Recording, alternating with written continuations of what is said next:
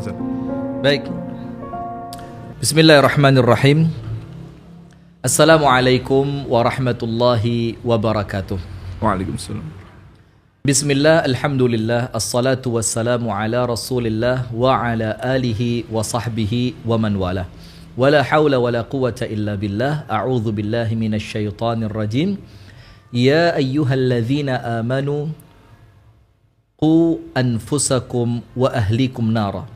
وقودها الناس والحجارة عليها ملائكة غلاظ شداد لا يعصون الله ما أمرهم ويفعلون ما يؤمرون. Alhamdulillah, kita haturkan kepada Allah atas setiap limpahan nikmat yang Allah karuniakan kepada kita, sehingga di malam hari ini, malam yang penuh dengan kebahagiaan, malam yang insya Allah kita akan isi dengan ilmu. Kita bersyukur kepada Allah dipertemukan dalam keadaan sehat walafiat, tidak kurang suatu apapun, di suasana yang cukup hangat di malam hari ini. Dan saya berharap seluruh pemirsa dan pendengar menyaksikan dan mendengarkan bersama keluarga. Ya. Jadi ada suaminya, ada istrinya, ya, dan ada anak-anak.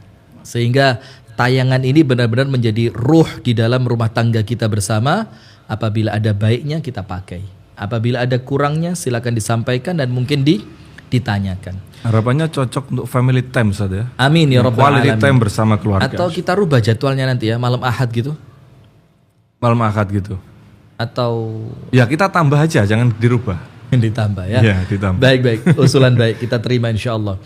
Kemudian berikutnya salawat beriring salam semoga tercurah dan terlimpahkan kepada uswah kita, suri tauladan kita dan kekasih kita bersama, Nabi besar, Nabi agung, An-Nabi Muhammad sallallahu alaihi wasallam, di mana beliau sallallahu alaihi wa alihi wa sahbihi wasallam yang senantiasa kita ulang terus menerus dan tidak pernah lupa, karena ini sebagai pengingat untuk kami pribadi, untuk al-akh Abu di dalam hati, bahwa tidak ada contoh yang terbaik kecuali contoh yang telah dibawa oleh Nabi besar Muhammad sallallahu alaihi wa ala alihi wa sahbihi wasallam.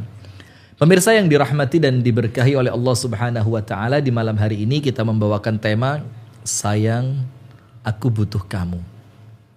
Ini tema yang cukup menarik, yang kemudian banyak di antara rumah tangga itu segen minta tolong kepada pasangannya karena dianggap merepotkan, nanti dianggap ngerecokin. Kalau saya terus-terusan minta tolong sama suami saya, kalau suami terus-terusan minta tolong kepada istrinya, khawatir dianggap apa? Memunculkan ketidaknyamanan. Dan antum tahu, ini munculnya dari orang-orang barat. Dan cerita yang sudah masuk, Ustaz, itu memang benar, Ustaz. Jadi sudah, karena si istri ini sambil ngerawat anak yang masih kecil begitu awalnya kan. Ya. Kemudian minta tolong misalkan, oh tolong dong Mas ambilkan minyak, telon, ambilkan apa, sekedar itu. Marah-marah si suami ini.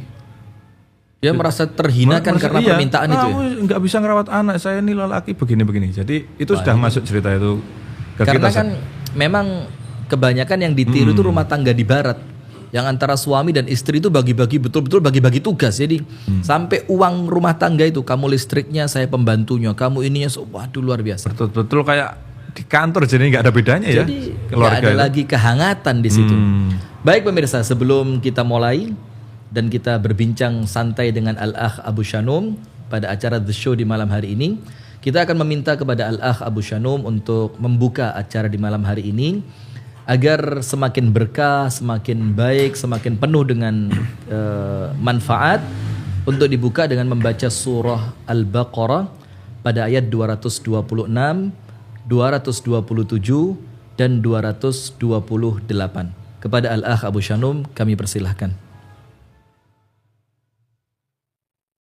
A'udzu billahi minasy syaithanir rajim. Bismillahirrahmanirrahim. Lilladzina yu'luna min nisaihim tarabbusu arba'ati ashhur fa in فاءوا فإن الله غفور رحيم وإن عزموا الطلاق فإن الله سميع عليم والمطلقات يتربصن بأنفسهن 3 قروء ولا يحل لهن أن يكتمن ما خلق الله في أرحامهن إن كن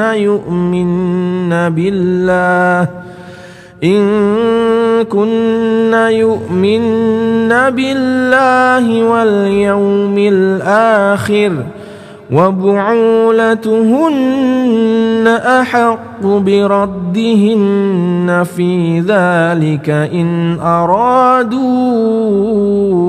إصلاحا ولهن مثل الذي عليهن بالمعروف وللرجال عليهن درجة والله عزيز حكيم صدق الله العظيم. Jazakumullah khair kepada Al-Akh Abu Shanum atas apa yang telah dibacanya. Dan tentu setiap dari kaum muslimin akan menjadikan Al-Quran itu salah satu dari tolak ukur kebaikan imannya. Karena dikatakan wa idza quri'a alaihimul qur'anu, apabila dibacakan Al-Quran kepada mereka, zadathum imana, itu iman mereka bertambah. Keimanan mereka bertambah, kemudian ketakwaan mereka bertambah, merasa dekat dengan Allah Subhanahu wa taala. Maka salah satu yang diajarkan oleh An-Nabi SAW itu melagukan Al-Quran. Bahkan An-Nabi SAW mengatakan laisa minna man lam yataghanna bil Quran. Tidak termasuk di antara umatku mereka yang tidak mengindahkan suaranya ketika membaca Al-Quran. Baik, kita masuk ke materi pemirsa, dan inti dari apa yang dibaca oleh Al-Akh Abu Shanum tadi itu pada ayat yang ke-224-nya. 228, maaf ya. 228. Apa itu? Walahunna mithlul ladzi 'alaihinna bil ma'ruf. Dan perempuan itu memiliki hak setaraf dengan kewajiban yang dibebankan kepada mereka dengan cara yang baik. Artinya antara hak yang mereka dapatkan itu sebanding dengan kewajiban yang mereka lakukan. Artinya ketika seorang istri memiliki kewajiban yang berat, maka tentu mereka juga memiliki hak yang berat. Nah, sekarang kita kembalikan kepada Al-Akh Abu Shanum. Apa sih maksudnya? Sayang, aku butuh kamu. Apa coba maksudnya apa? Biar saya bisa jelasin nanti. Bahwa sebenarnya ketika kita itu sedang kita ingin, antum. Oh ya saya Mas Ustaz. Ini ya, masalah rumah tangga kok dianggap kita. Lu aja kali kita aja. Terus gimana? Ya, sebelum kita lanjutkan, tadi lupa belum diingatkan bahwa ini interaktif gitu Ustaz. Iya baik. Ya, nomornya tadi belum dibacakan ya. Jadi pemirsa silahkan nanti ya setelah Ustaz menyampaikan materi, mungkin sekitar 1 jam ke depan Ustaz ya, 50 menit sampai 1 jam ke depan. Setelah itu pemirsa bisa ajukan pertanyaan langsung melalui kolom komentar YouTube atau Facebook Ngaji Bareng Ustaz Rifki Ja'far Thalib. Itu kemudian bisa juga langsung bertanya kepada Ustadz lewat line interaktif di 081 334 376 992. Hafal sudah Ustadz. Ya, baik. Diulang lagi. 081 334 376 992. Atau mungkin bisa nanti kita tulis ya di kolom komentar, siap, di pin. nanti di pin. Baik Ustadz. Jadi ketika seorang istri atau suami itu sedang meminta tolong ya, itu kan lah spesifiknya istri apa suami? Ya wes istri lah. Iya, ya. karena kalau suami minta tolong ke istri kan nampaknya biasa. Ya. Nah, ini istri. Ini masalahnya sekarang si istri yang minta tolong kepada suami. Nah, terus. Kemudian suami kan mungkin kemarin kita sudah bahas tentang qawam ya, tentang qawam, ya. Wibawa macam-macam. Nah, ternyata merasa direndahkan karena merasa disuruh-suruh. Biasanya saya itu loh yang nyuruh-nyuruh gitu loh. Kok sekarang Kok saya sekarang disuruh? saya disuruh-suruh gitu. Apalagi kalau si suami ini di luar punya jabatan gitu ya. Punya jabatan. Ini Anak militer rektor ini. sampai rumah sipil. terus ya terus. Nah, terus jadi sebenarnya itu bukan sesuatu hal untuk merendahkan maksudnya, karena memang sayang aku itu butuh kamu, karena aku nggak mampu melakukan semuanya gitu loh. Kita di rumah tangga saling membutuhkan. Artinya ya untuk apa sih rumah tangga kalau bukan untuk memang kita saling butuh gitu. Betul ya, kalau nggak butuh buat apa berumah tangga ya? Iya. Ya bener juga ya. Iya. Ya berarti udah selesai ya. Kacau. Baik. Bismillah. Saya sudah paham arahnya. Jazakumullah khair al-akh Abu Shanum. Dan kepada pemirsa kita ingatkan sekali lagi seperti yang disampaikan al-akh Abu Shanum tadi. Nanti sekitar pukul 20.45 atau kalau materi belum terlalu sempurna ya pukul 21 kita mulai buka line interaktif. Sehingga silahkan pertanyaannya disiapkan mulai sekarang ya. Dan yang kita utamakan tentu pertanyaan yang sesuai dengan apa yang sedang kita bahas. Walaupun ketika ada pertanyaan-pertanyaan yang mungkin pembahasan-pembahasan sebelumnya juga tidak jadi masalah. Dan kami ingatkan, ini mumpung belum masuk line interaktif ya, ketika Anda sudah masuk pada line interaktif, tolong cukup mendengarkan lewat telepon saja. Lewat telepon saja. Jangan Anda tunggu suara Anda masuk di televisi terus Anda girang, masuk gitu. Nanti malah ngerusak suasana nanti kan. Jadi karena suaranya itu kan mantul ya, mantul gitu. Televisinya dikecilkan terlebih dahulu, Anda cukupkan diri mendengarkan lewat telepon karena sayang sekali kalau sudah bisa masuk karena yang antri banyak dan tidak semua bisa masuk ke line interaktif. Baik. Allah. Begini al-akh Abu Shanum dan pemirsa Madani TV dimanapun Anda berada, pendengar Dakta FM, RDS FM Solo, kemudian LKC TV dimanapun Anda berada, salah satu fungsi rumah tangga yang memang seperti yang telah disampaikan oleh al-akh Abu Shanum tadi adalah fungsi mengisi kebutuhan satu dengan yang lain. Maka laki-laki diciptakan butuh dengan perempuan. Maka kebutuhan ini Allah tutup lewat syariat pernikahan. Kemudian perempuan Allah ciptakan butuh dengan laki-laki. Sehingga Allah tutup kebutuhan itu dengan syariat pernikahan. Ketika mereka tidak saling membutuhkan, maka apalah arti syariat pernikahan itu kan? Nah, contoh paling gampang. Istri kalau pasang gas LPG nyuruh siapa? Suami. Karena istri takut gas LPG-nya bakal meledak. Berarti istri nggak takut suaminya meledak kena gas LPG? Iya juga Ustaz. Atau mungkin ledakan gas LPG tidak menakutkan untuk suami? Enggak, ledakan gas LPG tidak semenakutkan ledakan amarah suami. Atau menghilangkan amarah suami dengan ledakan gas LPG? Coba, ini kan lucu juga ya perempuan ini ya. Pasangin dong LPG-nya, kenapa? Saya takut meledak. Seakan-akan kalau yang meledak di depan suami nggak apa-apa gitu. Ya nggak gitu sih ya. Karena maka pemirsa, salah satu memang di antara tujuan rumah tangga itu memang untuk saling mengisi kebutuhan. Nah, sehingga wajar ketika kemudian seorang suami terus bahasa kan itu kolokan sama istrinya. Kolokan itu ngalem gitu. Ngalem itu ya betul-betul sampai anduk minta diambilin. Dia mau berangkat kerja, sepatu harus disiapin. Dan terkadang itu untuk istri yang mengerti, itu pride atau proud? Pride atau proud? Apalah, pokok bangga lah ya, soal pakai bahasa Inggris antum malu-maluin. Nah, itu untuk istri yang mengerti pemirsa, itu kebanggaan. Bahkan tidak jarang itu diceritakan loh sama temennya. Kamu tahu nggak istri saya? Suami saya, jangankan mau makan, mau berangkat kantor saja, itu sepatunya harus saya siapin. Jangankan itu, mau mandi saja, itu anduknya harus saya pasangin dulu di kamar mandi. Dan itu kebanggaan gitu ya. Dan ketika saya pasang anduk di kamar mandi, ternyata kerannya belum saya pasang. Ngaco.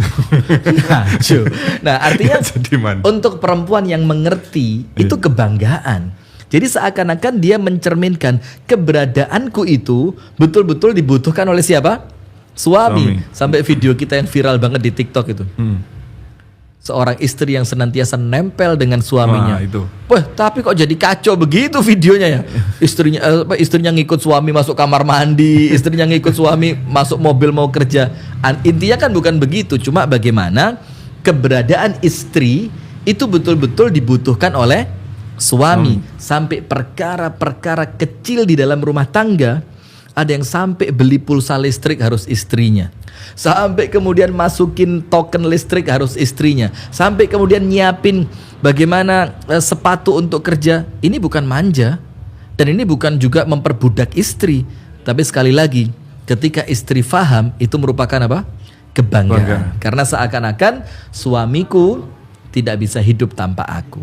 Nah, itu dari sisi istri kepada suami yang memang nampaknya lazim. Nah, sekarang sebaliknya, yang dipertanyakan oleh Al-Akh Abu Shanum tadi, yang ini menjadi problem ya. Dan memang seperti yang Al-Akh Abu Shanum sampaikan, ini kita bukan mengada-ada tema. Oh, biar ada temanya lah kita bikin. Inilah, itu memang ada pertanyaan yang masuk seperti itu. Ada curhatan yang masuk seperti itu, yang kemudian dari pertanyaan itu, dari curhatan itu menjadi apa? Tema kajian kita di The Show Senin malam Selasa ini. Nah, maka begini. Seorang istri yang kemudian senantiasa meminta tolong kepada suaminya. Tapi si suami merasa direndahkan dengan permintaan istri itu. Gini aja kok nyuruh saya sih? Emang saya pembantu kamu? Saya ini udah capek kerja di luar rumah. Saya beli ini, saya beli itu, saya di luar rumah kerja, udah dimarahin bos, sampai rumah diperintah lagi sama istri. Nah, kira-kira begitu kan? Satu hal penting yang Anda harus pahami. Ketika hilang ketergantungan istri Anda kepada Anda, maka Anda tidak dibutuhkan di rumah. Perlu diulang? Perlu, Ustaz. Nanti dipotong. Mau potong video? Nah, astagfirullah, mohon maaf pemirsa saya. Ini Al-Akh Abu Shanum hari ini agak kacau nampaknya. Nah, maka saya ulang sekali lagi pemirsa ya, dan ini tolong difahami dengan hati yang bersih. Artinya begini, jangan sampai omongan ini disalahfahamkan dan disalahfahami. Ketika ketergantungan istri kepada Anda, wahai suami, di rumah itu mulai hilang, maka fungsi Anda di rumah tidak lagi dibutuhkan. Sekarang kenapa sih suami itu dirindukan kepulangannya? Kenapa sih si suami ini dinantikan kehadirannya di tengah-tengah rumah tangga? Kenapa sih rumah tangga itu terasa tidak ceria, tidak tenang, tidak bahagia, tidak lengkap tanpa kehadiran seorang suami? Itu karena istri Anda, anak-anak Anda merasa tergantung dengan apa yang Anda bisa lakukan dan mereka tidak bisa lakukan. Nah, sekarang ketika kemudian si suami marah dengan permintaan istri, tolong dong beliin listrik, saya nggak bisa nih masang token listrik karena beberapa kali saya coba senantiasa gagal. Tolong dong itu gas LPG di luar rumah untuk pemanas air diganti karena saya nggak berani. Tolong dong sebelum kamu berangkat kerja dibelikan keperluan untuk dapur karena saya nggak berani banyak keluar rumah apalagi nggak ada dirimu. Nah, perasaan-perasaan seperti itu ini menjadikan istri betul-betul keberadaan suami itu ada. Coba bahasa Jawanya apa? Suami diuwongke. Diuwongke. Bukan diuangkan. Apa diuangkan? Diuwongke itu apa? Di apa ya? Diorangkan ya padahal. Ngawur diorangkan. Itu kan tekstual banget. Artinya diuwongke itu keberadaannya itu dihargai. Iya. Keberadaannya itu dihargai. Jadi kalau mau ada keputusan, yo diajak ngomong.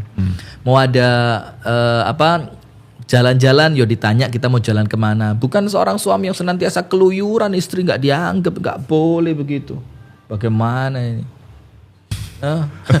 Sampai istrinya bingung, saya mau ujian ini siapa yang nganter kan? Ya itu artinya suami yang dibutuhkan di luar nggak dibutuhkan di dalam itu. Ini kesian ini model begini. Nah, sekarang begini kita serius. Maka pemirsa, memang keberadaan suami di rumah itu adalah salah satu tujuannya adalah untuk melengkapi kebutuhan yang tidak bisa dilakukan oleh istri. Sekarang kembali kita ke inti masalah. Apabila istri kita bisa melakukan semuanya, coba, semuanya dia bisa. Nemui pedagang telur sore hari dia bisa. Ngawasi nimbang telur dia bisa. Ya. Ngawasi tukang yang sedang ngerjain bangunan Bisa. bisa. Apalagi Antar sekolah bisa. nganter sekolah bisa. Terus antum di rumah mau ngapain? Reban. Rebahan, jalan-jalan sama Ustadz Rifki. Iya. Nah, maka hati-hati pemirsa. Ketika keberadaan Anda sudah tidak dibutuhkan di rumah, maka ketergantungan istri untuk keberadaan suami akan hilang. Sementara mohon maaf, jujur ya, itu kami rasakan. Ketika kita datang ke rumah, kemudian istri itu menyambut dengan seakan-akan, ya Allah, aku tunggu-tunggu loh, ada sesuatu yang aku nggak bisa. Itu kita bangga loh. Bener nggak? Iya, bener. Atau anak-anak kita, ya Allah udah lama loh saya tunggu ini loh, anak ini kalau nggak ada kamu dia nggak mau tidur, dia nggak mau makan, obatnya nggak diminum. Itu seakan-akan kita merasa ternyata aku dibutuhkan loh di sini. Bahkan bukan hanya tentang kegiatan di rumah, Ustaz. Kadang-kadang waktu misalkan jemput anak itu terus ketemu temennya, temanku lo satu arisan sama aku tapi dia kok begini, gimana solusinya, aku harus bersikap lah. Nah, coba kan sampai begitu kan. Itu kan kita bangga, artinya keberadaan kita itu diinginkan. Nah, maka hati-hati.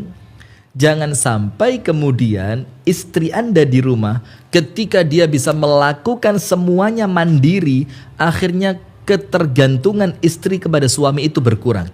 Dan bahayanya apa? Ketika ketergantungan istri kepada suami itu berkurang, maka rasa hormat dia kepada suaminya pun akan otomatis ikut berkurang. Sama seperti yang kemarin. Ketika suami tidak memegang keuangan rumah tangga, maka istri tidak akan bisa menghormati dengan maksimal.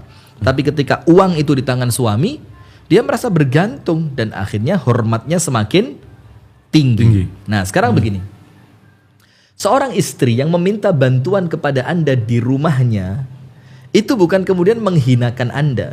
Sekarang saya kasih beberapa dalil ya. Kita mulai ngomong ayat Al-Quran. Jadi saya ini kepingin di acara The Show malam seperti ini, itu kita tidak terlalu tekstual pada dalil. Tapi insya Allah setiap yang kita sampaikan juga berlandaskan dalil. Karena kita ingin bagaimana pemirsa Madani TV itu betul-betul langsung mendapatkan apa yang dia butuhkan gitu loh. Udahlah Ustadz, gak usah kebanyakan dalil, saya harus ngapain gitu loh. Kalau mendapati suami seperti itu, apa sikap saya? Itu kan yang mereka butuhkan.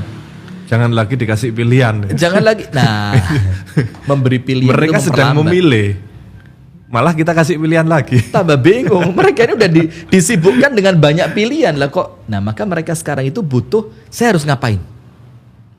Apa sikap yang harus saya lakukan? Nah, sekarang kita mulai baca dalilnya. Dan saya tetap seperti biasa nggak akan terlalu banyak dengan dalil-dalil ini. Yang pertama disebutkan dari Ibunda Aisyah, istri tercinta Nabi besar Muhammad sallallahu alaihi wasallam. Ibunda Aisyah radhiyallahu taala anha wa ardhaha. Dikatakan bahwasannya Rasulullah sallallahu alaihi wasallam ketika beliau di rumah, apa yang beliau lakukan? Tidur. Kalau saya jujur, saya tidur kalau di rumah. Karena nampaknya udah terlalu capek di luar rumah gitu ya. Dan ada pertanyaan seru sebelum kita lanjutkan. Begini, saya sampaikan ya.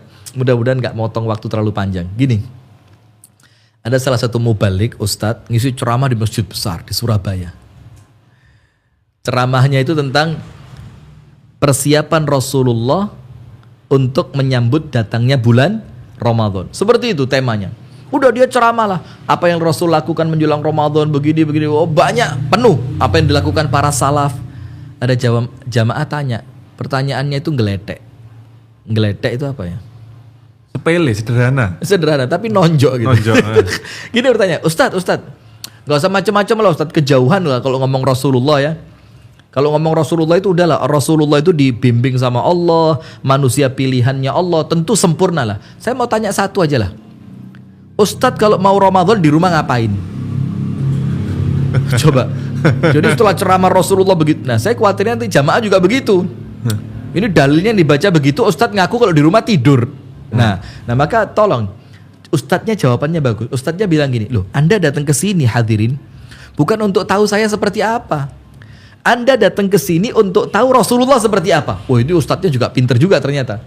Sama-sama salah seorang penceramah di kota Batu, acara ormas besar di Batu. Kita juga diundang waktu itu, acara majelis ulama.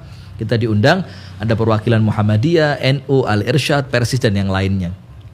Ketika perwakilan salah satu ormas itu memberikan kata-katanya, tausiahnya, maka dari ormas yang lain tanya, Pak, omongan Anda ini dari muqaddimah sampai penutup semuanya keren.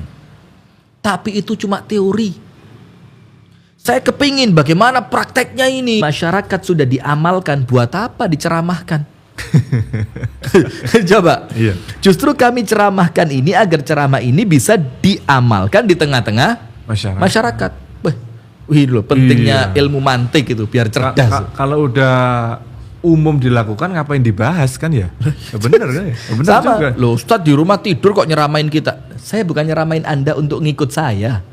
Saya ini kemudian bagaimana acara ini mengajak Anda untuk mengikuti apa yang dilakukan idealnya rumah tangga Rasulullah Sallallahu Alaihi Wasallam.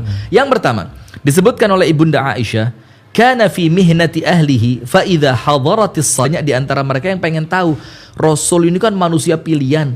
Kira-kira manusia pilihan kalau di rumah ngapain ya? Dan itu pertanyaan jamaah kepada istri saya. Ustadz Rifki kalau di rumah bagaimana? Istri saya jawab, konyol banget. Konyol banget. Kalau ceramah aja seperti ini, apalagi nggak ceramah. Udah. Apa yang ditanyakan oleh An-Nabi SAW ketika di rumah, kesibukannya apa?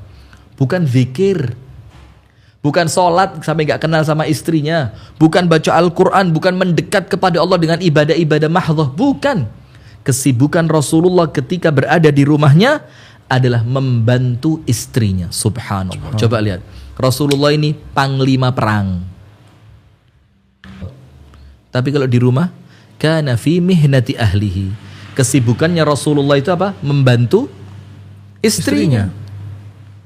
Tapi wa idza hadaratis salat qama ila salat. Apabila sudah terdengar panggilan salat, itu seakan-akan Rasul tidak kenal kami dan kami tidak kenal beliau, langsung bergegas menuju salat. Kelas gitu ya.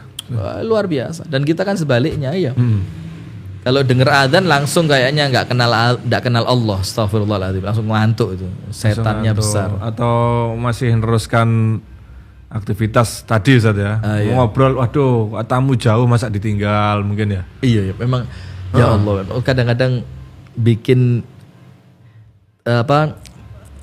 teori itu bisa dipraktekkan dalam kehidupan itu tantangan tersendiri memang. Itu PR-nya di situ. Ada bakul telur datang, waktunya apalagi. transaksi, waduh, dunia ya. Padahal kita bakal pindah akhirat ya. Baik kita.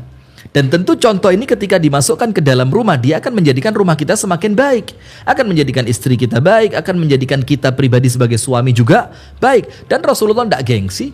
Apa yang Rasul lakukan? Kesibukan Rasul ketika di rumah membantu istrinya. Disebutkan dalam banyak riwayat, motong daging, bahkan bantu istri di dapur untuk menyalakan api. Bahkan terkadang Rasulullah sendiri yang mengangkat makanan itu untuk dihidangkan di tempat makannya, bahkan tanpa permintaan dari istri. Ini istri sampai minta, suami marah. La haula wala quwata illa billah. Nah, kemudian yang kedua disebutkan oleh Al-Imam Ibnu Hajar Al-Asqalani rahimahullahu taala menjelaskan tentang hadis ini. Apa Al-Imam Ibnu Hajar katakan pemirsa? Min akhlaqil anbiya at-tawadhu' wal bu'du 'anit tana'um. Al-Imam Ibnu Hajar menjelaskan hadis ini dengan mengucapkan apa? Akhlaknya para nabi yang perlu kita tiru untuk masuk ke rumah kita itu apa? Tawadhu'. Dan mengurangi pengen nikmat makanan harus selalu lezat, semuanya harus itu dihindari. Nah, berarti apa? Orang-orang yang tidak ingin mengamalkan seperti yang Rasul amalkan, membantu istri di rumah, ya sekedar mungkin ngangkatin panci dari kompor menuju tempat untuk mendinginkannya, atau sekedar bantu ngaduk makanan, atau sekedar bantu ya ngobrol sama istri lah ketika istri di dapur. Orang yang tidak menginginkan itu pemirsa, mohon maaf, Kalau menurut ucapan Al-Imam Ibnu Hajar, itu ada kesombongan. Karena akhlaknya Nabi tawadhu. Dalam bentuk apa? Membantu istri. Itu bentuk ketawadhuan. Angkuh, sombong bukan? Sombong. Nah, itu yang pertama yang ingin kita sampaikan. Nah, kemudian yang kedua, dikatakan di sini dari Urwah bin Zubair, keponakannya Ibunda Aisyah. Bahkan nanti di akhir pemirsa, saya akan tunjukkan di sini tentang Zaid bin Thabit. Jadi saya ini ada kemiripan dengan beliau. Amin ya rabbal alamin. Itu ternyata Zaid bin Thabit itu orang yang kalau di luar, orang yang paling serius. Sampai sahabat itu mempermainkan dia itu gak berani. Serius. Tapi ketika di rumah apa? Orang yang paling konyol sama istrinya. Subhanallah. Coba lihat. Di luar jenderal bintang 4, bintang 7, bintang 9. Wih, kayak iklan ya bintang 7 ya. Antum kalau di luar emang serius, Ustaz? Ya enggak juga ya. udah. Nah itu nanti poin terakhir ya. Jadi jangan kemana-mana. Kita lihat ini poin terakhirnya luar biasa tentang Zaid bin Thabit. Kita baca dari Urwah bin Az-Zubair. Dikatakan qala qultu li Aisyah, aku ucapkan untuk bibiku yang bernama Aisyah, ya ummul mukminin, ayyu syai'in kana yasna'u Rasulullah sallallahu alaihi wasallam idza kana 'indaki. Apa sih yang Rasul lakukan ketika Rasul ada di rumahmu? Dan sahabat tanya seperti ini bukan karena mereka fudul itu pengen tahu rumah tangga orang lain. Kepo. Gitu. Kalau kita kan mungkin ini artis NM ini kalau di rumah ngapain sih? NM itu Nur Mahmudi. Oh, iya. Nah, sudah orang Paris ini ya. Orang Paris ini ya. Supaya bisa mencontoh. Karena contoh terbaik dari siapa? An-Nabi sallallahu alaihi wasallam. Nah, dikatakan oleh Urwah, wahai ummul mukminin, itu Nabi Muhammad kalau di rumahmu radhiyallahu taala anha ngapain sih? Dijawab oleh Ibunda Aisyah. Perhatikan, ini manusia terbaik sepanjang masa. Yang dilakukan di rumahnya pun yang terbaik. Apa itu? Yang pertama, idza kana 'indaki qalat ma yaf'alu ahadukum fi mihnati ahlihi. Yang Rasul lakukan ketika di rumah, Rasul sama percis seperti orang biasa di antara kalian. Subhanallah. Enggak merantara kalian ketika dia di rumahnya. Yang pertama, apa yang dilakukan? Yakhsifuna alahu. Rasulullah memperbaiki sendalnya yang robek. Jadi jahit sendal. Kita sekarang enggak usah kata jahit sendal lah. Ya mungkin sekedar meletakkan sendalnya sendiri pada tempatnya. Itu sudah bagus itu. Nah, ini Rasulullah sendalnya mulai perlu kalau mau masuk rumah gitu. Lempar gini sama kaki. Cuing. Sendalnya loncat-loncat enggak tahu kemana gitu. Bukan cuma sendal, baju gitu. Lempar kasur, celana lempar, anduk datang nanti lempar. La haula wala quwata illa billah. Kita ini memang perlu banyak-banyak istighfar ya. Ya Allah. Udah itu yang pertama, menjahit sendalnya. Yang kedua, wa yuhitu thawbah. Rasulullah sallallahu alaihi wasallam juga menjahit bajunya. Jadi apabila ada yang robek dari baju Rasulullah sallallahu alaihi wasallam, mungkin kancingnya terlepas, mungkin di bagian tangannya ada yang robek, itu Rasulullah sendiri tanpa kemudian mengandalkan istrinya, jahitin dong, enggak. Dijahit oleh Rasulullah sallallahu alaihi wasallam. Dan ini rumah tangga terbaik sepanjang masa loh. Bukan rumah tangganya Romi Juli. Bukan rumah tangganya siapa lagi? Artis. Alah, ini rumah tangga terbaik sepanjang masa. Yang ketiga, wa yarfa'u dalu. Di desa agak-agak tahun-tahun ke belakang lah.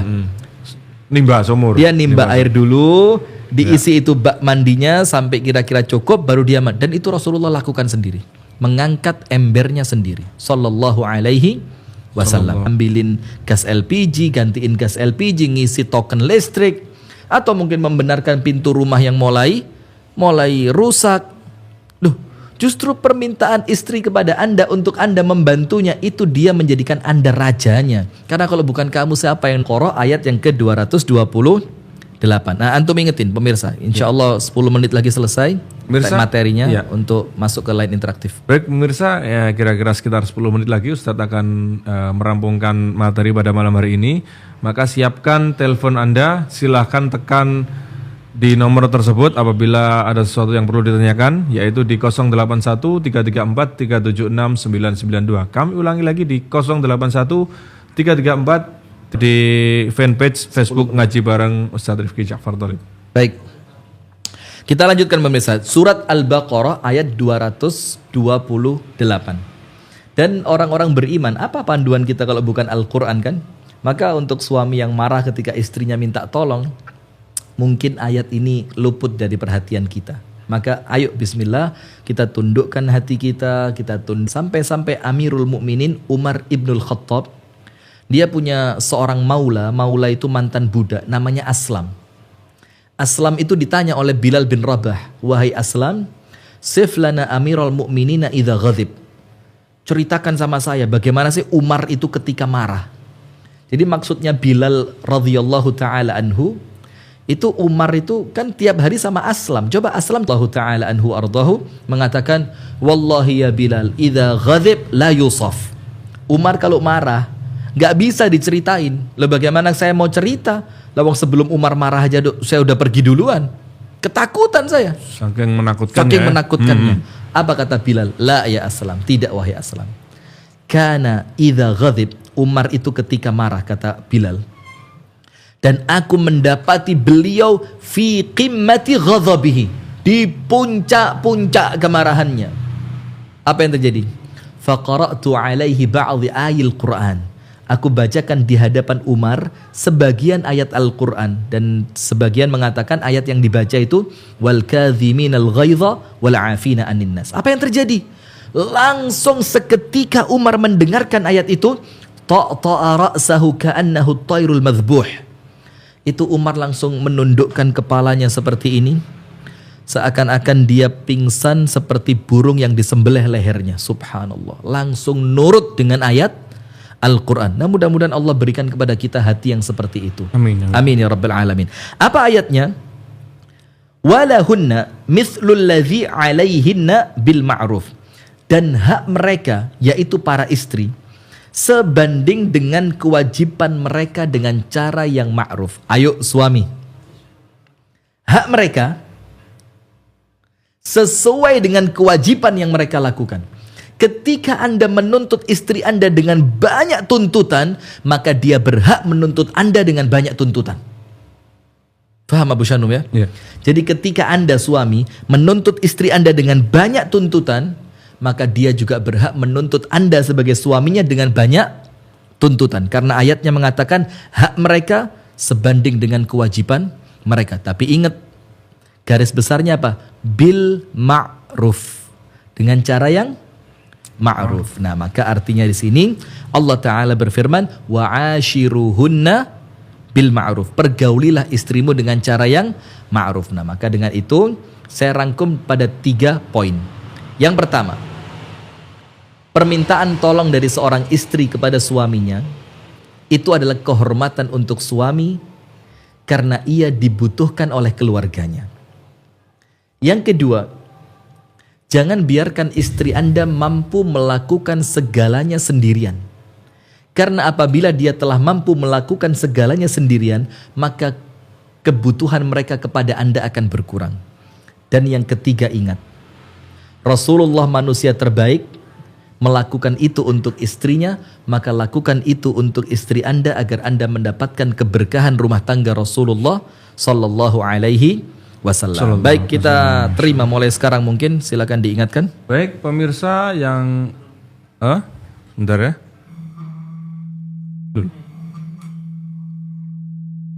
Assalamualaikum. Sudah ada yang masuk? Halo, assalamualaikum. Nampaknya suaranya kurang jelas. Halo, assalamualaikum. Sudah ada yang masuk? Baik, Ustadz. Ini kita bacakan dulu yang dari YouTube, Ustadz ya. Sementara baik. Kita menunggu penelpon. Ini Ustaz, Afwan Ustaz izin bertanya, apakah ada batasan-batasan seorang istri untuk meminta bantuan kepada suami? Dan bagaimana menghadapi suami yang tidak suka membantu istri di rumah? Sip, ini materi kita ini. Oh, materi kita sudah Ini selesai materi tadi ya? kita, iya. Nah, tapi untuk batasan perlu kita jelaskan iya. ya.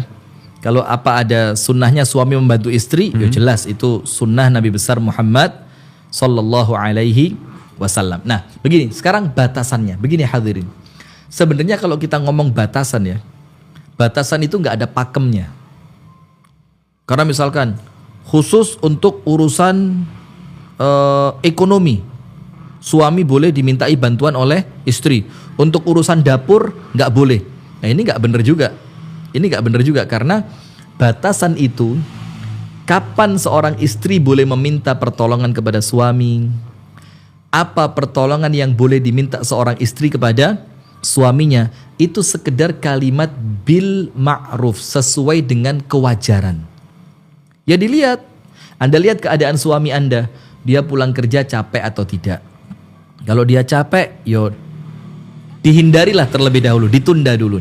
Anda lihat lagi, apa yang Anda minta tolong kepada suami, kira-kira dia mampu nggak? Karena kalau nampaknya suami tidak mampu, memang mengkhawatirkan suami akan merasa apa? Direndahkan. Udah tahu saya nggak bisa, kok dia minta tolong seperti ini. Dan yang ketiga, jangan lupa meminta pertolongan kepada suami tentu dengan gaya-gaya yang menarik. Jangan seperti orang merentah. Wait, angkatin ember. Ini bukan embernya yang diangkat, antum yang diangkat dikeluarin dari rumah ini kan. Woi, masakin apa? Gulai. Ya tolonglah pakai bahasa-bahasa yang bagus ya, pakai bahasa-bahasa yang bagus. Nah, sekedar kewajaran sajalah. Tidak ada batas secara pakem, insyaallah tidak ada. Kira-kira begitu Allah khabusyanu. Barakallahu fiik. Mungkin bagaimana pertanyaan lewat line interaktif bisa diterima?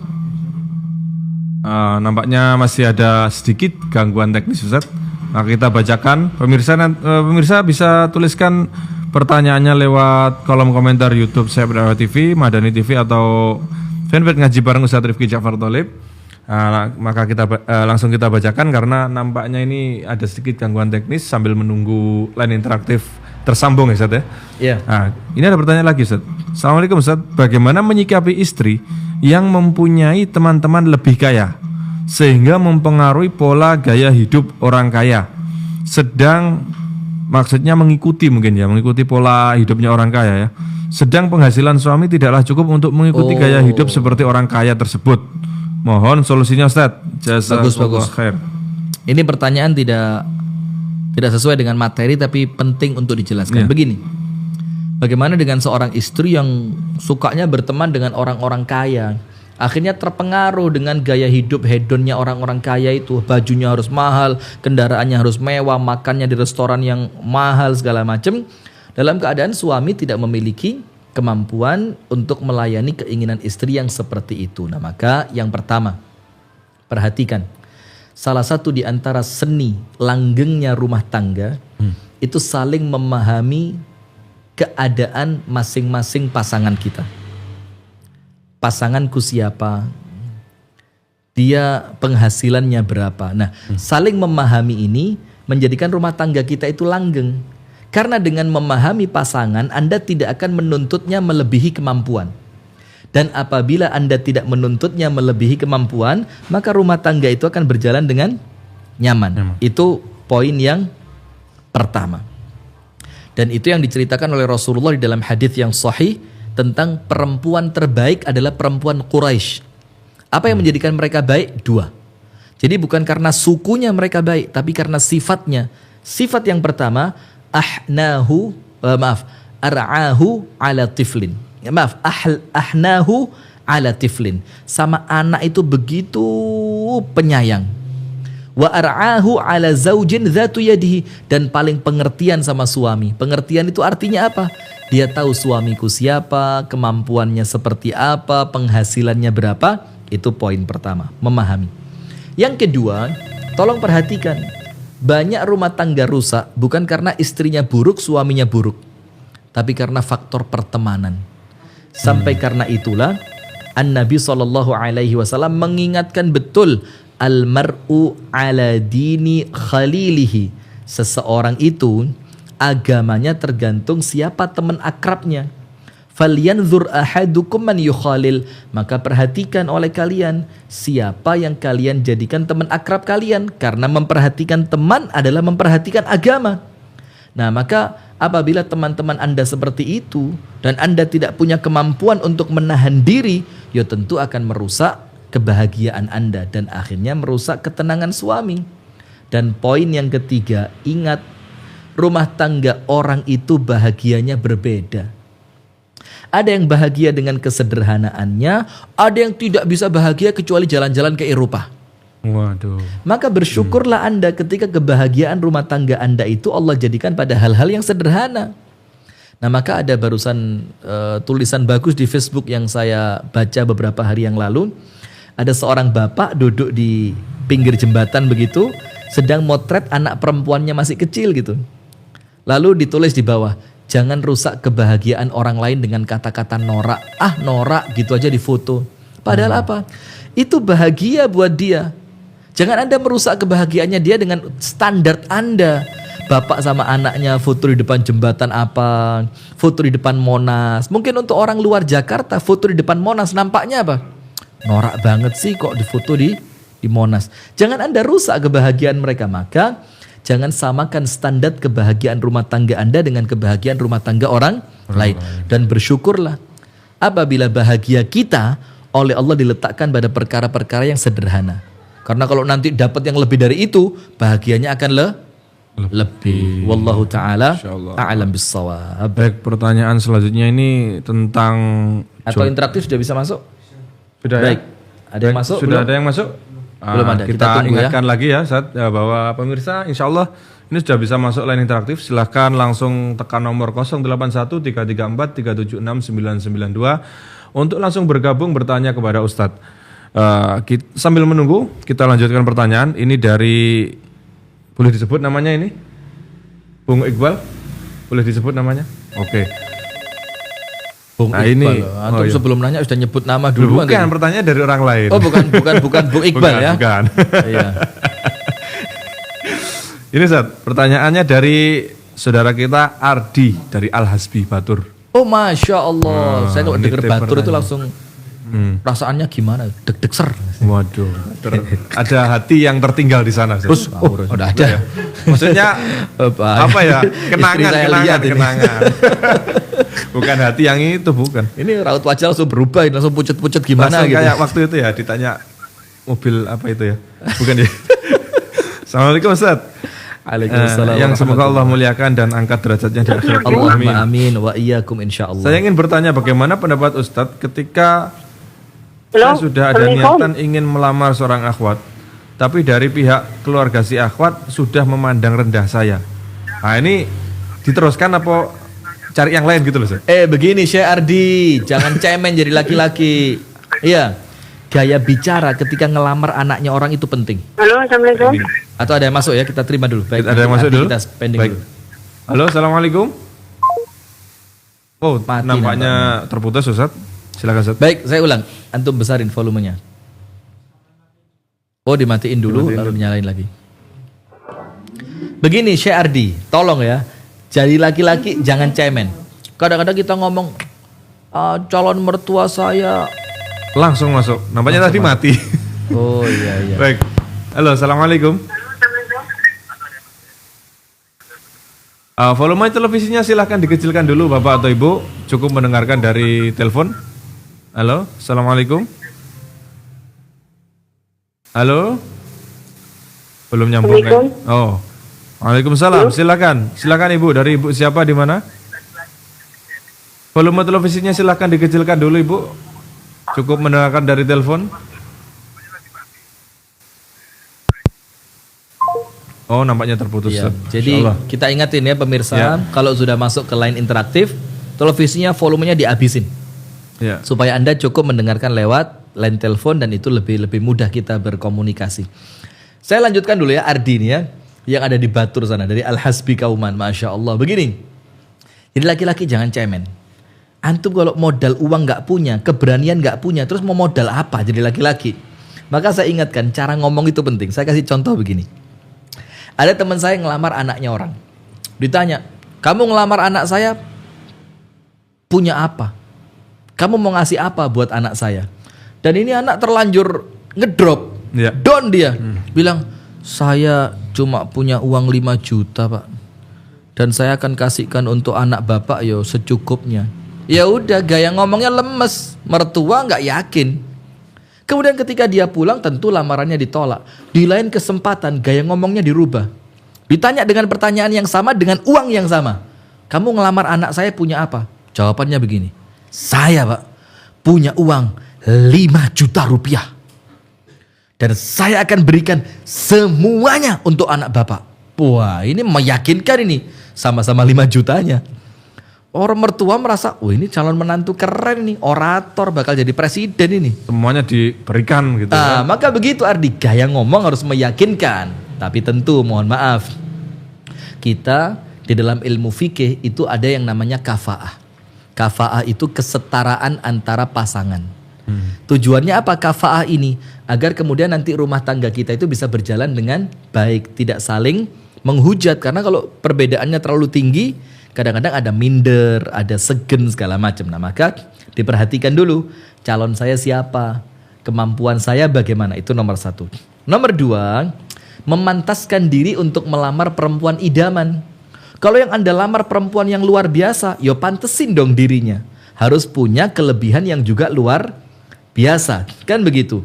Dan yang ketiga jangan lupa berdoa kepada Allah agar apa yang kita lakukan oleh Allah dimudahkan. Kira-kira begitu. Wallahu ta'ala a'lam bissawab. Baik, kita terima lagi yang interaktif. Sudah ada yang masuk? Nampaknya belum. Gimana? Oh ya, baik. Ini ada pertanyaan lagi Ustaz. Ya. Yang cukup menyesakkan rupanya nih. Menyesatkan? Menyesak.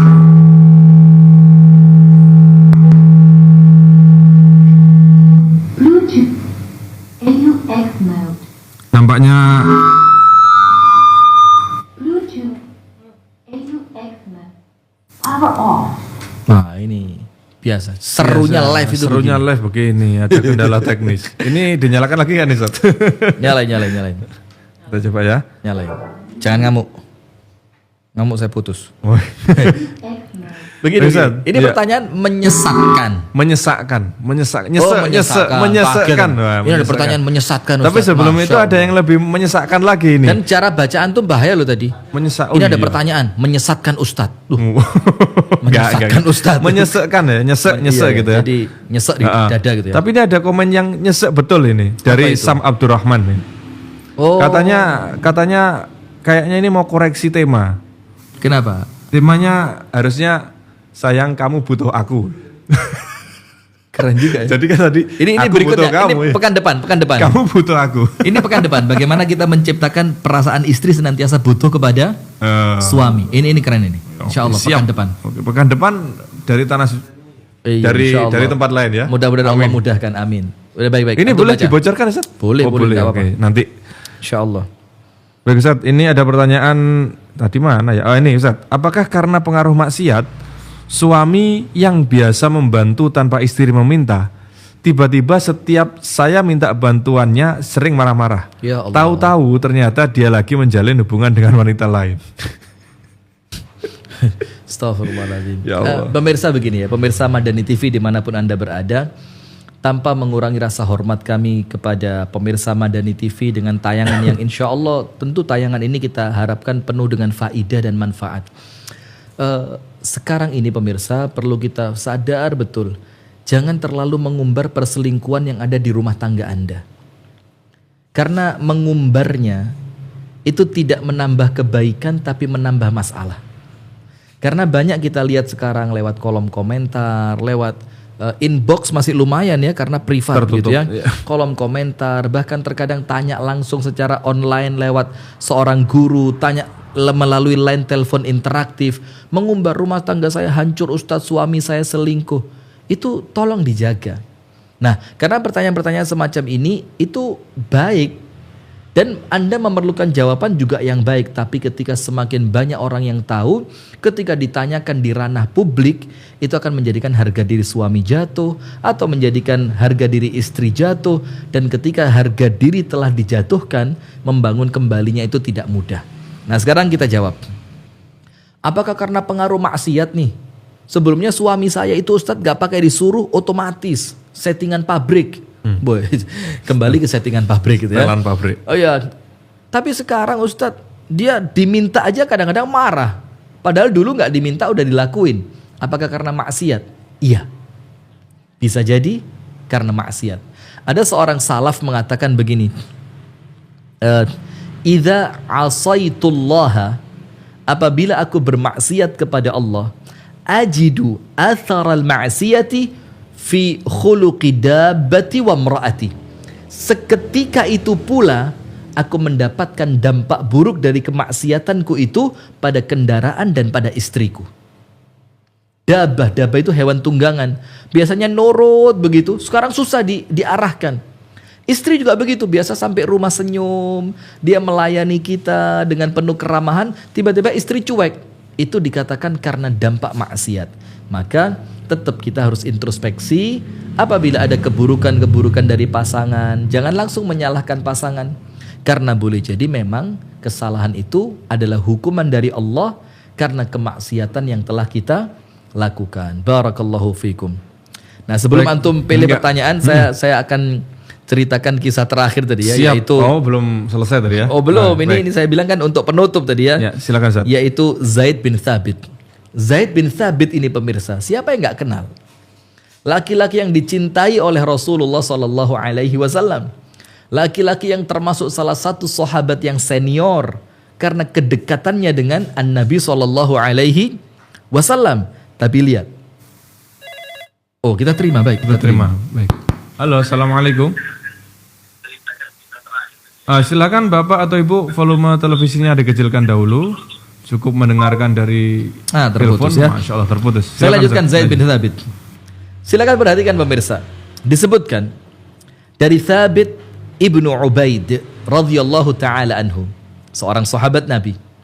An Thabit ibni Ubaid rahimahullahu taala. Maaf, seorang tabi'in.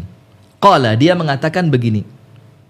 Ma ra'aitu ahadan ajallu idza jalas ma'al qaumi wala afkaha fi baitihi min Zaid ibni Thabit radhiyallahu taala anhu. Dikatakan oleh Thabit bin Ubaid rahimahullahu taala, aku tidak pernah ngelihat seorang laki-laki yang ketika duduk bersama teman-temannya paling disegani. Paling disegani. Teman-teman itu sampai nggak berani bercanda di depan dia. Saking apanya? Wibawa.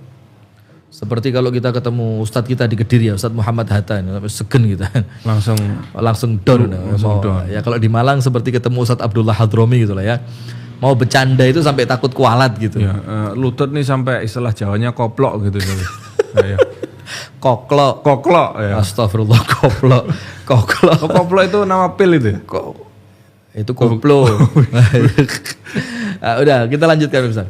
Jadi dikatakan oleh Thabit bin Ubaid, orang yang paling disegani oleh teman-temannya, sampai ketika dia datang teman-temannya nggak ada yang berani bercanda.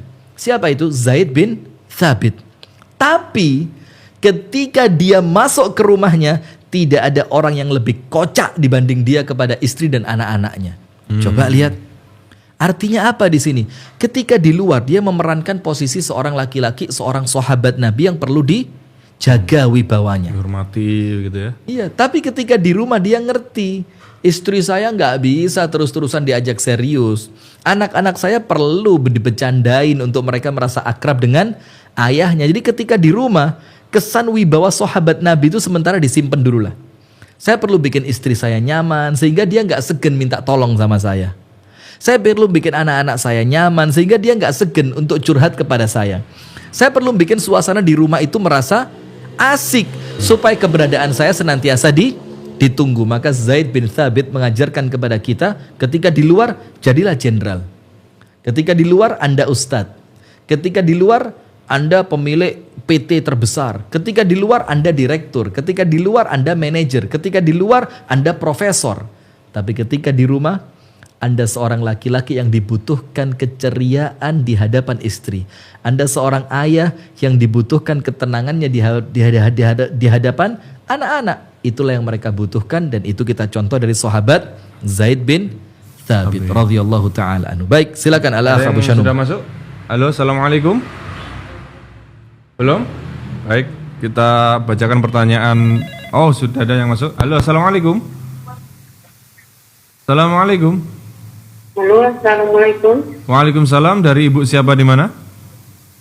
Ini dari Lampung, Ibu Sufiani dari Lampung. Ibu Sugiani dari Lampung. Silakan Ibu. Ibu Susiani. Ibu Susiani dari Lampung. Silakan Mau Ibu. bertanya Pak Ustadz? Silakan. Halo? Ya, silakan Ibu, langsung bertanya kepada Ustaz. Assalamualaikum. Waalaikumsalam warahmatullahi. Ibu Susiani, silakan pertanyaannya. Kami dengar suaranya dengan jelas. Monggo langsung. Halo, Pak Ustadz? Iya, silakan. Silakan. Volume televisinya silakan dikecilkan dulu Ibu. Cukup mendengarkan dari telepon. Ibu Sugiani dari Lampung. Sugiani, nggih Ibu Nggih. Sugiani, monggo Nggih, Ibu Sugiani silakan, Ibu. dari Lampung. Pertanyaannya begini Pak Ustadz. Bagaimana? Silakan Ibu. Volume televisinya silahkan dikecilkan dulu Ibu. Cukup mendengarkan dari telepon. Ya, silakan. Kan menikah 2 kali saya. Yang pertama udah berpisah. Iya. Ya, silakan Ibu.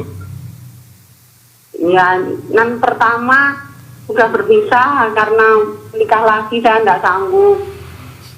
Baik. Terus sekarang menikah yang kedua. Ya. Terus?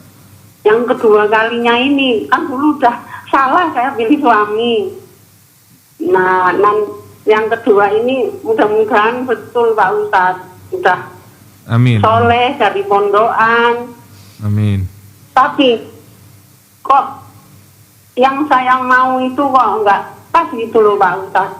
Maksudnya kalau saya pingin ini dianya mau itu. Saya pinginnya kumpul teman-teman ini nggak bisa. Maunya dia pokoknya lah. Oh. Apa Bu Dulunya Sugiani? saya suruh ngaji doang ke tempat ngajian apa-apa. Nggak boleh kumpul sama teman-teman, nggak boleh suruh. Emang maunya dia pokoknya Pak Ustadz. Nggih. Gimana Begini ini ya, Bu Pak Ustadz? Sugiani, saya mau tanya dulu sama Bu Sugiani nih. Ini kenampaknya seru Bu Sugiani. Jadi kan nikah pertama Allah takdirkan bercerai gara-gara suami nikah lagi Anda nggak kuat. Terus kan yang pertama udah berpisah.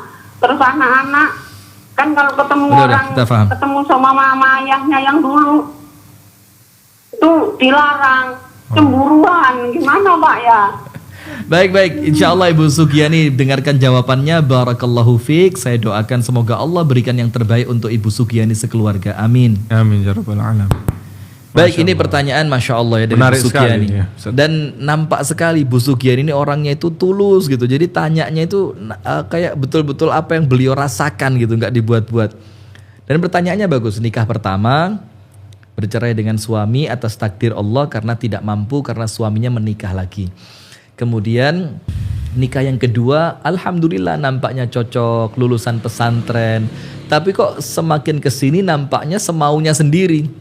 Istri tidak boleh ketemu anak-anak dari suami pertama karena cemburunya luar biasa. Tidak boleh kumpul teman-temannya, harus selalu duduk di majelis taklim.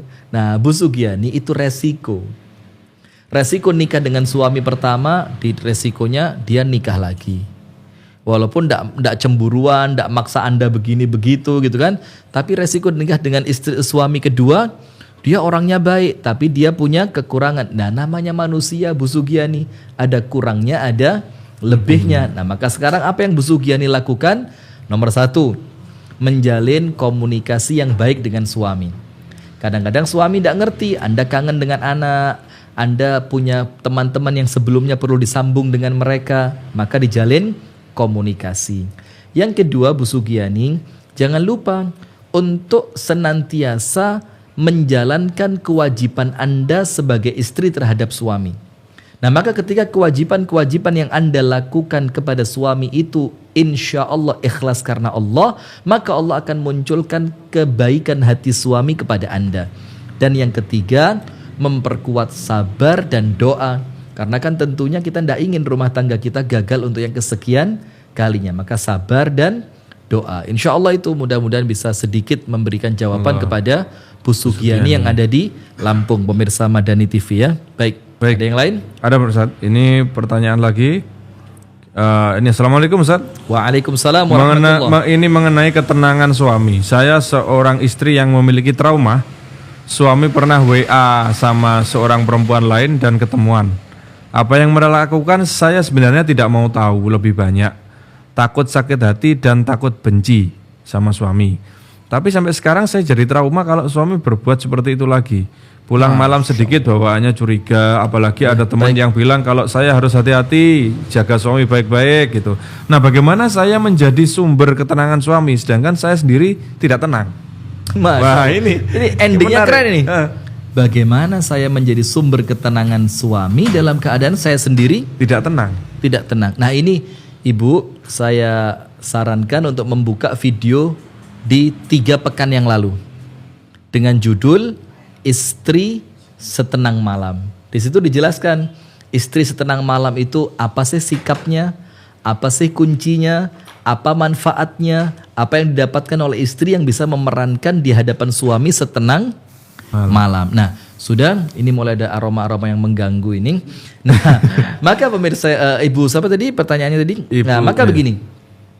Ketika muncul ketidakpercayaan kepada suami, karena memang sebelumnya suami memiliki kesalahan. Yang nomor 1 saya katakan, mohon maaf, itu wajar. Karena kita ini manusia biasa. Dalam keadaan seorang istri yang tinggal di rumah sementara suaminya senantiasa di luar rumah. Nah, maka ketika Anda memiliki perasaan curiga kepada suami, ingat, kecurigaannya jangan dilanjutkan. Tapi Anda langsung alihkan. Anda alihkan dengan apa? Ibadah, baca Al-Quran. Yang ketika Anda khawatir suami berselingkuh, Anda doa sama Allah, ya Allah, jagakan suamiku ya Allah. Itu poin yang pertama. Jadi kewajaran itu jangan diikuti, tapi dialihkan. Yang kedua, membangun kembali kepercayaan kepada suami. Karena hati-hati, suudzon itu bisa jadi terjadi. Saya ulang ya, suudzon itu ada kemungkinan dia akan terjadi karena prasangka Allah sesuai dengan prasangka hambanya. Nah, maka yang kedua, apabila Anda memiliki perasaan seperti itu, ayo mulai bangun kepercayaan kepada suami. Bagaimana caranya? Ya tentu dengan kembali masalah-masalah itu intinya dikomunikasi. Mulai bangun suamiku, boleh nggak nanti kalau kamu longgar kamu telepon saya atau saya yang telepon kamu, atau boleh nggak ya kan saya ini istri yang perlu ditenangkan, kalau kamu berhenti di suatu tempat ya kamu video lah sama saya, video call. Jadi dikomunikasikan dengan cara yang baik. Kemudian yang ketiga, Anda senantiasa mengisi hidup Anda dengan kegiatan yang positif. Karena banyak di antara kita ini muncul kecemburuan, muncul prasangka yang buruk, itu dikarenakan apa? Dikarenakan memang dia di rumah nggak ada kegiatan, sehingga ketika dia di rumah seperti itu setan alladzi yuwaswisu fi sudurin nas itu membisikkan yang nggak bener. Hati-hati nih, suamimu kan masih muda, suamimu kan ganteng, suamimu kan hostnya Ustadz Rifki. Hati-hati, dia mulai dikenal Abu Syanu begitu. Ini kalau kamu biarkan bahaya nih, apalagi nampaknya sekarang usaha lagi bagus-bagusnya nih. Dia bisa ngapa-ngapain loh di luar sana. Nah, bisikan itu muncul. Saya nggak ngapak-ngapak. Orang ngapak-ngapak dikeplak. Ketika bisikan itu muncul, maka langsung dialihkan dengan kegiatan-kegiatan yang positif. Barakallahu fikum. Nampaknya ini aroma sudah memenuhi ruangan, Ustaz. Jadi kita sudahi dulu pertemuan pada. Tunggu dulu. Belum ini ya? Untuk pemirsa Madani TV. Dan pendengar LKC TV, pemirsa LKC TV dan yang lainnya, pendengar Dakta FM, kemudian RDS FM, tayangan Madani TV ini adalah tayangan satelit, TV satelit yang tentunya insya Allah akan memberikan manfaat kepada seluas-luasnya masyarakat yang ada di Indonesia. Dan tentu untuk terus berlangsungnya dakwah kami di Madani TV, kita perlu dukungan dari pemirsa sekalian. Supaya pemirsa juga turut andil di dalam dakwah yang kami sebarkan ke seluruh Nusantara, bahkan insya Allah ke seluruh dunia. Nah, maka dengan itu kami memohon kepada jamaah, apabila Anda memiliki keluasan rezeki, Anda ingin turut andil dalam dakwah kami untuk ikut mendapatkan kebaikan, pahala serta keberkahannya, jangan lupa untuk turut mendonasikan sebagian dari harta Anda pada rekening Bank Syariah Indonesia pada nomor rekening 777 2 9-nya 5 kali 999997. Saya ulang sekali lagi, rekening atas nama Madani TV di Bank Syariah Indonesia pada nomor 7-nya 3 kali, kemudian 2 9-nya 5 kali 7 777 2 999997 atas nama Madani TV. Barakallahu fikum. Masya Allah. Jazakumullah khair Ustaz atas wejangannya malam hari ini, atas pemaparan materinya pada malam hari ini, dan semoga pemirsa ada manfaat yang bisa diambil pada pertemuan malam hari ini. Dan kita akan lanjutkan di pertemuan berikutnya dengan tema-tema yang gak kalah menarik Ustaz ya. Insya Atau mungkin Allah. tadi ya usulannya Sam Abdurrahman kita pakai, tapi cuma dibalik aja Istriku, nih. kamu butuh aku. Waduh itu. Ya itu bagus karena Bagus gini, ya. memunculkan bagaimana seorang istri betul-betul tergantung kepada suaminya. Jadi bagaimana seorang suami itu memerankan aku dibutuhkan oleh istriku. Nah, kemudian satu himbauan juga untuk pemirsa Madani TV dimanapun Anda berada, karena line interaktif ini yang ingin masuk banyak sekali. Maka ketika Anda sudah masuk, tolong diperhatikan betul, televisinya betul-betul dikecilkan. Waktu telepon ya? Iya, waktu telepon, supaya suara itu nggak mantul. Iya. Karena antara suara yang kita di line telepon dengan yang masuk di televisi itu ada delaynya, ada jaraknya, penundaan, ada begitu ya? jaraknya, sehingga Nggak bareng. kalau Anda nunggu dari televisi, yuk kita udah ngomong televisi berapa detik kemudian baru Ya, bunyi. cukup lama Ustaz, termasuk cukup lama Nah, juga. gitu. jedanya cukup Jedanya lama ya. cukup Jadi lama. cukup ketika Anda sudah bisa masuk, cukup dengarkan lewat telepon saja. Barakallahu fiik. Baik pemirsa, terima kasih atas perhatiannya, terima kasih atas atensinya. Waduh, kalau radio Ingat kan zaman gitu dulu ya. Yang sudah bergabung pada malam hari ini, dan semoga kita dipertemukan dalam pertemuan yang berikutnya. Amin ya rabbal alamin. Barakallahu fikum. Kepada seluruh pemirsa, apabila kami ada kurangnya, ada sesuatu yang kurang berkenan, kami mohon maaf yang sebesar-besarnya. Kita tutup acara pada malam hari ini dengan doa kafaratul majelis. Subhanakallah bihamdik, asyhadu an la ilaha illa anta astaghfiruka wa atubu ilaik. Walhamdulillahirabbil alamin. Assalamualaikum warahmatullahi wabarakatuh. Waalaikumsalam warahmatullahi wabarakatuh.